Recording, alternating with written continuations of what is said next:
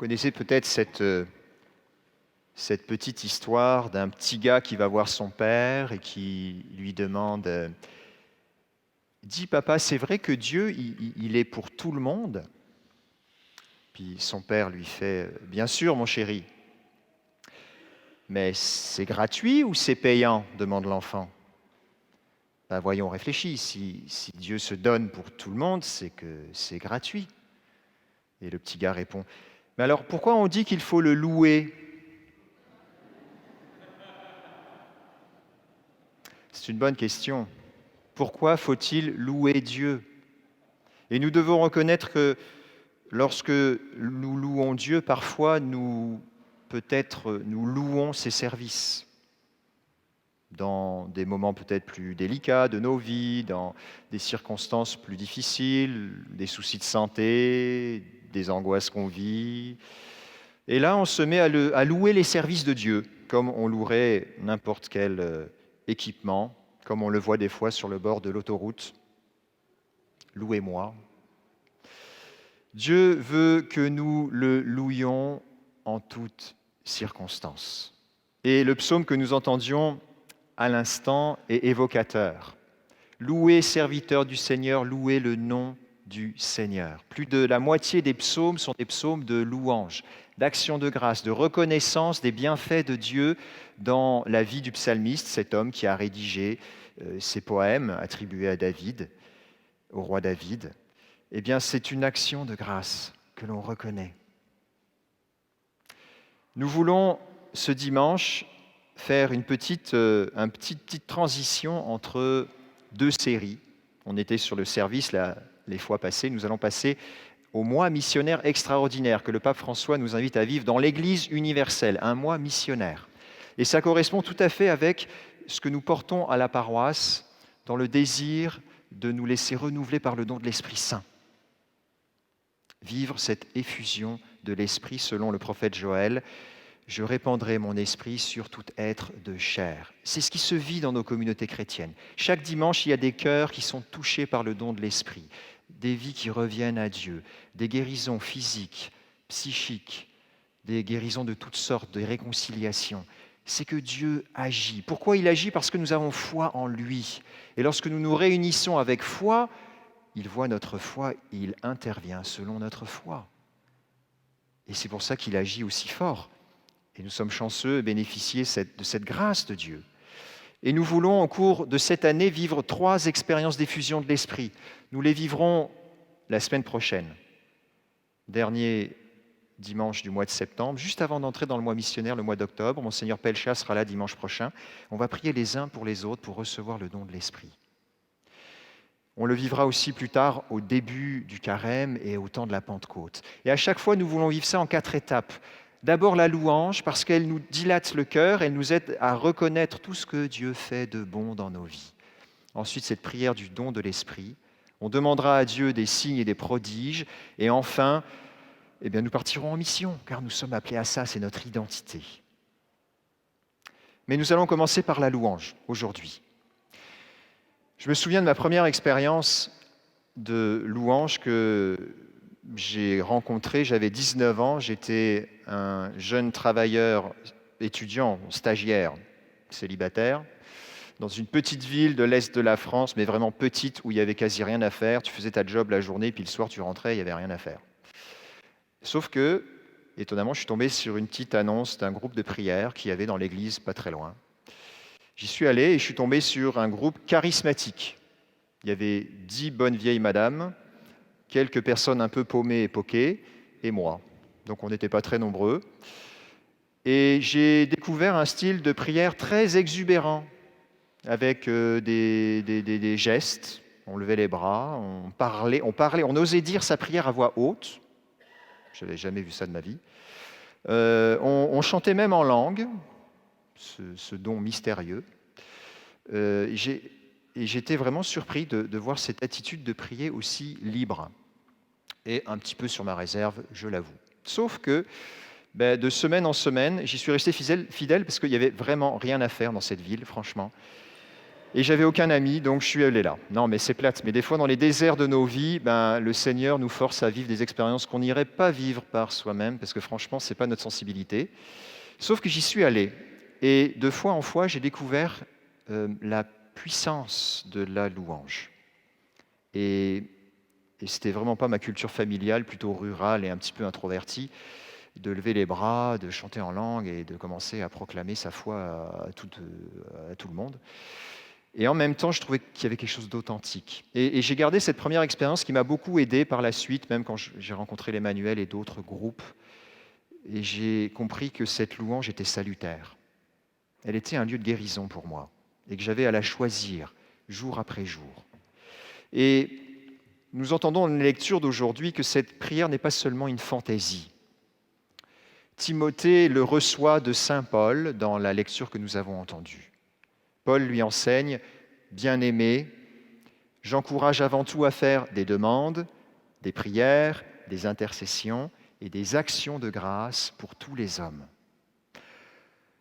Alors, on est assez d'accord avec Paul sur il s'agit de faire des demandes. Dans notre prière, on en fait beaucoup des demandes. Des prières, souvent on redit des prières qu'on connaît par cœur, qu'on a transmises, qui sont très bonnes. Hein. On reçoit la prière du Seigneur, le Notre Père, ou le Je vous salue Marie, ou d'autres prières toutes faites. Des intercessions, on est pas mal doué dans les intercessions aussi, d'intercéder. On a appris tout petit souvent à prier pour des personnes plus souffrantes et autres. Paul ajoute des actions de grâce. Ça, c'est moins facile. Action de grâce. Rendre grâce pour grâce reçue. Mais si je dois la rendre, il faut que je la reçoive. Donc ça suppose que j'ai un lien plus intime. En fait, l'action de grâce est quelque chose de très fort. Ça suppose que j'ai un lien intime avec le Seigneur qui me fait reconnaître les grâces qu'il accomplit dans ma vie. Et après, évidemment, mon cœur brûlant, les reconnaissant, les rend à travers une louange, un merci, à travers une prière toute simple. On vous l'enseignait dans l'enseignement sur la prière qu'on avait eu il y a quelques semaines avec la fusée de la prière, démarrer par l'action de grâce, la louange. C'est ce qui starte la prière. Parce que louer, c'est un vrai acte de foi. Hein. Louer pour ce que l'on vit dans parfois même des difficultés, des choses difficiles, c'est un acte de foi profond. Mais c'est la foi qui nous sauve. On a besoin de poser ces actes de foi. Ça starte la prière de manière très puissante. Paul ne s'arrête pas là. Il invite presque à l'exubérance, imaginez. Je voudrais donc qu'en tout lieu, les hommes prient en élevant les mains. La prière corporelle, ça a l'air tellement quétaine, mais pourtant, c'est tellement intense. Nous sommes un être unifié. Notre corps dit, vit, il éprouve tout ce que nous vivons.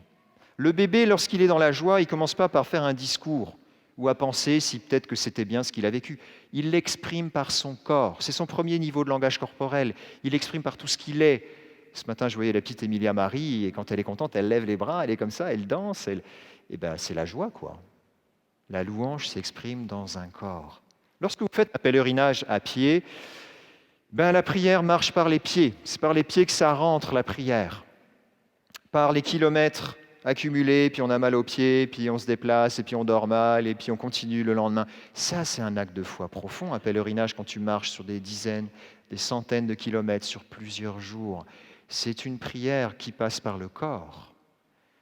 Notre corps a besoin d'exprimer ce que nous vivons lorsque nous nous mettons à genoux, lorsque nous nous couchons peut-être les bras en croix pour implorer le pardon de Dieu, lorsque nous élevons les mains vers Dieu, comme Paul nous y invite, pour le remercier. Ça engage. L'intérêt, c'est que ça engage. On n'est plus juste au niveau du cerveau, du cérébral, on est au niveau de tout notre être qui est de plus en plus unifié. Pourquoi Paul donne-t-il cette recommandation à Timothée, qui est un jeune leader d'une communauté chrétienne en Asie mineure? Parce que dans cette communauté chrétienne, comme dans toute l'Asie mineure, on était tenté par le gnosticisme, qui était une sorte, qui attaquait même la foi chrétienne, une sorte de pensée selon laquelle, avec des beaux discours, des beaux raisonnements, une belle philosophie, on allait acquérir le salut. C'était ultra intellectualisant. Saint Paul en revient à leur faire éprouver la foi dans le concret de leur vie. Sortez de ces discours-là, les plus exubérants les uns que les autres, qui peuvent être très séduisants, mais qui ne vous donneront pas le salut. Le salut, c'est une expérience personnelle avec le Christ mort et ressuscité pour toi et qui transforme ta vie. Ça veut dire que ça se voit dans ta vie. L'action de grâce, c'est la manière de reconnaître ce qui s'est passé dans ta vie, ce que Dieu y a fait. C'est tangible, c'est visible, c'est mesurable. Je le vois, je le sens, je le goûte et je peux le dire et en témoigner. C'est pour ça que Paul invite la communauté de Timothée et Timothée le premier à vivre l'action de grâce, pour être connecté au réel, ce que vivent les gens, ce dont ils ont besoin, ce qu'ils éprouvent. Et c'est un bon remède contre la démagogie et puis l'intellectualisation de tout ce que tu veux, là, parce qu'en intellectualisant, on peut tout faire sans avoir la foi. Il me semble, frères et sœurs, que l'action de grâce et la louange sont bonnes pour nous aussi aujourd'hui, car nous sommes menacés, peut-être pas par l'intellectualisme, en tout cas pas trop dans la foi chrétienne, il me semble, peut-être plus par l'individualisme et le consumérisme. On vit dans ce monde, on vit dans cette société, on est tous tentés d'acheter, de consommer des biens matériels, des relations, des biens virtuels, enfin bref. Et ça nous centre sur nous. On se donne ce dont nous avons besoin, on s'achète ce qu'on veut, on se donne notre plaisir. Il s'agit là, par l'action de grâce, de reconnaître le bien, le bon, le vrai que Dieu fait dans ma vie. Qu'est-ce que Dieu, cette semaine, a accompli dans mon existence?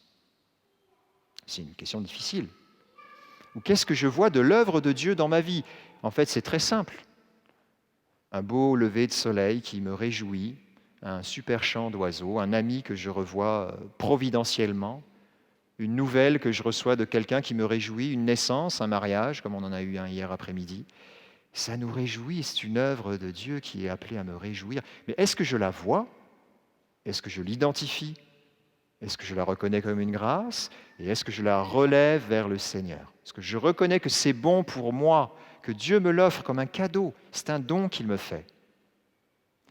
Plus que ça, l'action de grâce est l'identité même du chrétien. On reconnaissait les chrétiens à leur rassemblement. Ils se réunissaient pour la fraction du pain. C'était la manière d'exprimer l'Eucharistie. L'Eucharistie en grec qui veut dire action de grâce. Pendant la messe, on ne fait que ça, rendre grâce. Le Père, pour tous ses bienfaits, de nous offrir le Fils qui lui-même s'offre pour nous. On ne fait que remercier Dieu pour tous ses cadeaux. Notre vie chrétienne, la foi chrétienne, c'est l'accueil de la gratuité. Et dans un monde de consommation, c'est difficile parce que nous achetons. Mais ici, on reçoit. Isaïe nous dit, « Vous tous qui avez soif, venez, voici de l'eau. Même si vous n'avez pas d'argent, venez acheter et consommer. Venez acheter du vin et du lait sans argent et sans rien payer. » C'est gratuit. C'est encore mieux que le Black Friday à Costco. C'est des rabais, là. Nous, ce n'est pas des rabais. C'est tout donné et c'est tout gratuit. On reçoit tout. Le Seigneur s'est offert pour nous gratuitement. Il nous dit, je suis venu vous donner la vie pour que vous l'ayez en abondance. Il n'est pas venu nous la vendre, il est venu nous la donner. Il n'y a rien à vendre, il y a juste à recevoir. Frères et sœurs, c'est le mystère de notre foi et c'est le gros cadeau de notre foi chrétienne, de redécouvrir le sens de la gratuité. Et il n'a rien de plus gratuit que la louange et l'action de grâce pour répondre à la gratuité de Dieu. À la fin de cette messe, on va vivre un petit sprint de louange. On va prolonger le chant de sortie avec quelques chants de louange. Je vous invite à rester. Il faut qu'on s'entraîne. On est trop tiré vers le bas. On a besoin ensemble de louer Dieu, de ensemble lever les mains vers le ciel. Et cette semaine, je vous lance un défi. Au début de votre temps de prière, selon ce que vous avez appris à la fusée de la prière, démarrez par 10 actions de grâce. 10 actions de grâce. 10 merci, 10 fois merci pour 10 choses. Vous avez bien dormi ou pas trop mal. Des fois, si on prie le matin, c'est comme ça que ça commence. Merci pour la parole que je viens de recevoir. Merci pour le bon café que je viens de prendre avant de prier. Mais des choses très simples. Mais reconnaissez-le dans la gratitude. Ça change votre journée. Et ça vous donne la grâce de voir Dieu agir avec bonté, avec liberté, avec gratuité. Seigneur, donne-nous ce cadeau de la louange. Viens dilater nos cœurs Donne-nous de te voir dans les choses les plus simples de notre existence. Tout ce que nous sommes t'appartient. Tout ce que nous recevons vient de toi. Tu es le don parfait. Donne-nous d'accueillir cette vie que tu nous donnes pour être une plénitude de vie. Amen.